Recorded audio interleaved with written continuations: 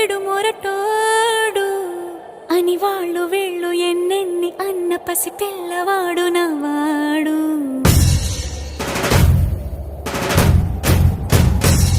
విడుముండోడు అని ఊరు వాడ అనుకున్న గాని మహారాజు నాకు నవాడు.